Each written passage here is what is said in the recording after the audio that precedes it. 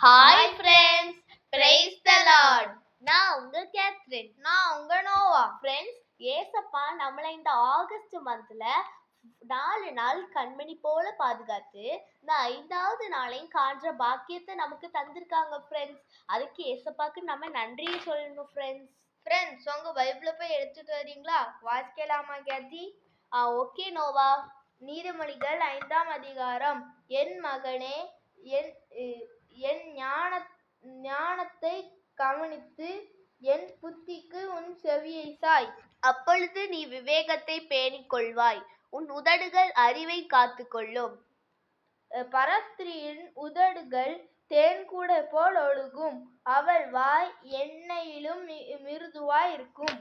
அவள் செய்கையின் முடிவோ எட்டியை போல கசக்கும், இருபுறமும் கருக்குள்ள பட்டயம் போல் கூர்மையுமாயிருக்கும். அவள் காலடிகள் மரணத்துக்கு இறங்கும், அவள் நடைகள் பாதாளத்தை பற்றி போகும். நீ ஜீவ மார்க்கத்தை சிந்தித்து கொள்ளாதபடிக்கு அவளுடைய நடைகள் மாறி மாறி விகாரப்படும், அவைகளை அறிய முடியாது.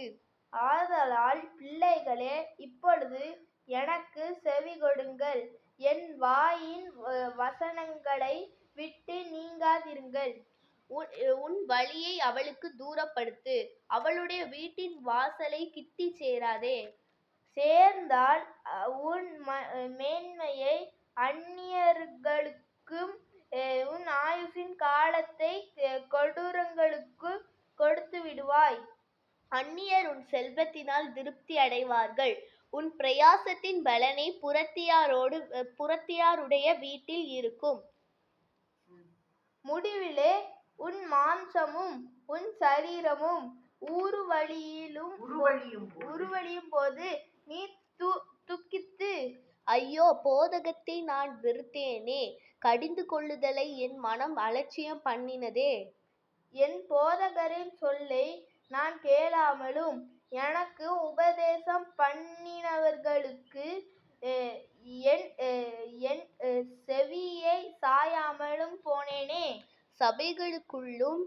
சபைக்குள்ளும் சங்கத்துக்குள்ளும் கொஞ்சங்குறைய எல்லா தீமைக்கும் முள்ளானேனே என்று முறையிடுவாய். உன் கிணற்றுக்குள்ள தண்ணீரையும் உன் துறவில் ஊறுகிற ஜலத்தையும் பானம் பண்ணு. உன் ஊற்றுகள் வெளியிலும் உன் வாய்க்கால்கள் வீதிகளிலும் பாய்வதாக. அவைகள் அந்நியருக்கும் உரியவைகளாயிராமல் உனக்கே உரியவைகளாயிருப்பதாக. உன் ஊற்றுக்கண் ஆசீர்வதிக்கப்படுவதாக, உன் இள வயதின் மனைவியோட மகிழ்ந்திரு. அவளே நேசிக்கப்படத்தக்க பெண்மானும் அழகான வரையாடு போலிருப்பாளாக. அவளுடைய ஸ்தனங்களே எப்பொழுதும் உன்னை திருப்தி செய்வதாக. அவளுடைய நேசித்தால் நீ எப்பொழுதும் மயங்கியிருப்பாயாக. என் மகனே, நீ பரஸ்திரியின் மேல் மயங்கி திரிந்து அந்நிய ஸ்திரீ மார்பை தழுவ வேண்டியதென்ன? மனுஷனுடைய வழிகள் கர்த்தரின் கண்களுக்கு முன்பாக இருக்கிறது, அவனுடைய வழிகளெல்லாவற்றையும் அவர் சீர்தூக்கி பார்க்கிறார். துன்மார்க்கனை அவனுடைய அக்கிரமங்களே பிடித்து கொள்ளும், தன் பாவக்கயிறுகளால் கட்டப்படுவான். அவன் புத்தியை கேளாததினால் மடிந்து தன் மதிகேட்டின் மிகுதியினால் மயங்கி போவான். Bye friends, thanks for watching. God be with you.